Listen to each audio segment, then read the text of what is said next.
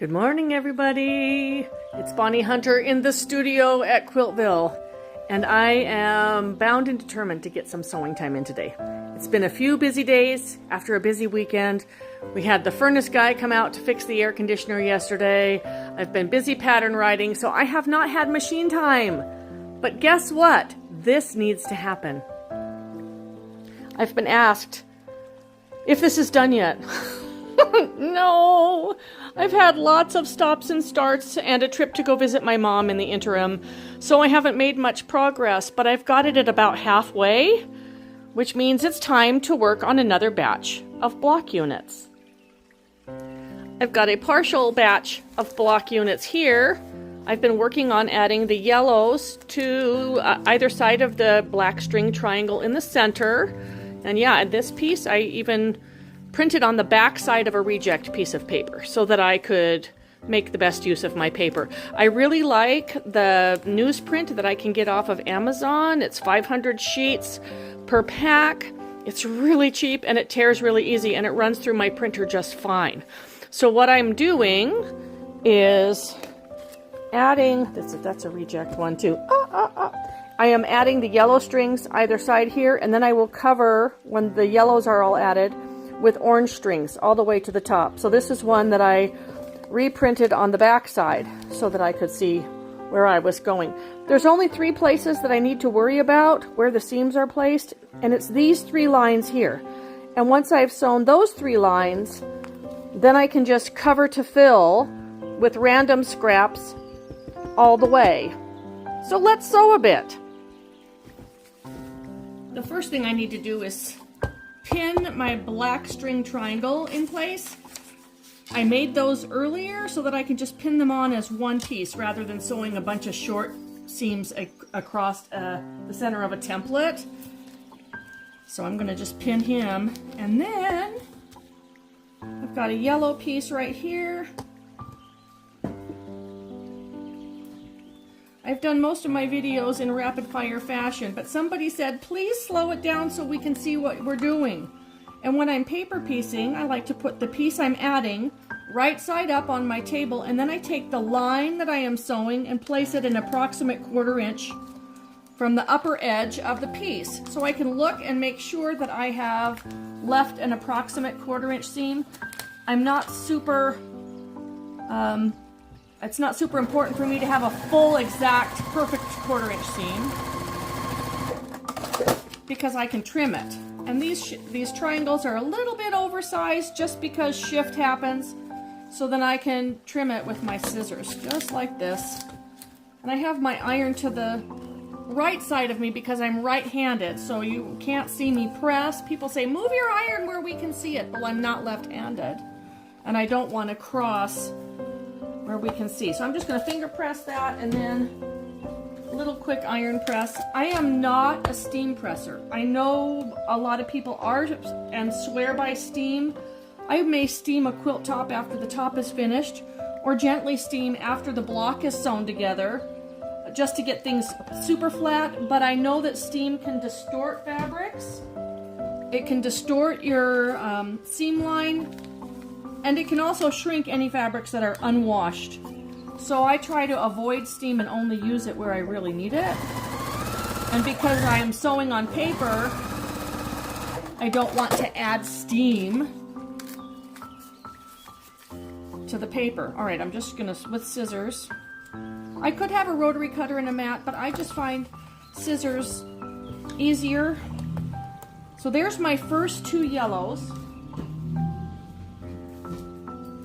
And I am doing all of the yellows first, and then I will come back and add the oranges. So let's add another piece on here. What's a little something different? Where's my magic pile? I keep a pile of stuff. So I've been trying to add 3 to 4 pieces per triangle side.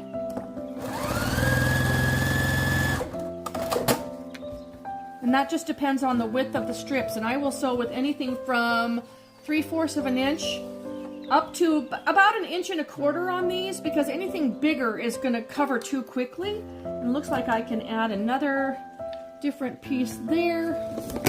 Let's find something in my magic pile. How about this guy? He looks all right. If I find this part really relaxing, it uses up the last bit of everything, and then I can use a bigger piece to cover that last corner so that I don't end up with seam allowance too close to where the next seam allowance will be. So that's one side. Quick iron press, and let's add, here's a piece that's just about the right size already, and it's a lighter yellow. When I'm laying fabrics down next to each other, I try to switch up the value a little bit, and I want contrast between the strips so that they don't just blend into one thing, so that you can tell that there's different fabrics there. And I'm usually asked things like, how do I know what color, where to put that piece of fabric if it has lots of colors in it? Here's a piece, for example. Okay, do you remember these fruit ladies in bathing suits? It was a really cute fabric, but it's mostly yellow. So if I did not want this piece with the chairs and their blankets to show up in the corner of my unit, I might cut from the other side. I do like those ladies. Or I might just cut here and sew it on, and I'll have a little bit of feet maybe, but not a whole lot. So I'm going to just stick that in there. I love using all of the fabric. All of the fabric lines, all of the designers, all of my favorite pieces that I've collected over the decades that I've been quilting, and I use them all together as long as the color family is right. So here's this one, and it's got the corners this direction and this direction covered. The next section I add will be orange, and I will start by sewing on this line so that that one seam happens where it needs to, and then I will just cover to fill. For instance, here is a block quarter that is waiting for 3 more block quarters to make it whole. And you can see I've added the orange out here after adding the yellows here. And the same with this side. Here's my yellows, and here's my orange, and they all go either side of the purple kite. It's a lot of fun to work with the scraps that you've already got, and maybe you'll remember the different projects that these scraps came from. And maybe the scraps were given by a friend. Maybe the scraps were gleaned from a free table at a Quilt Guild meeting. Wherever you find the scraps, they can all work together. And if you can't work with scraps, well, I'm happy to adopt them. This is my jam. The scrappier, the better. I hope everybody has a great day.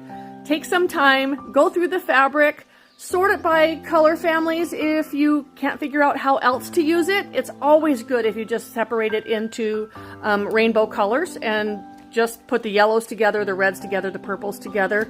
You'll come up with something. It's just your paint. It's just color and its value and its variety, which is the best thing. And take some time to put some together today. Talk to you later, everybody. Have a great day.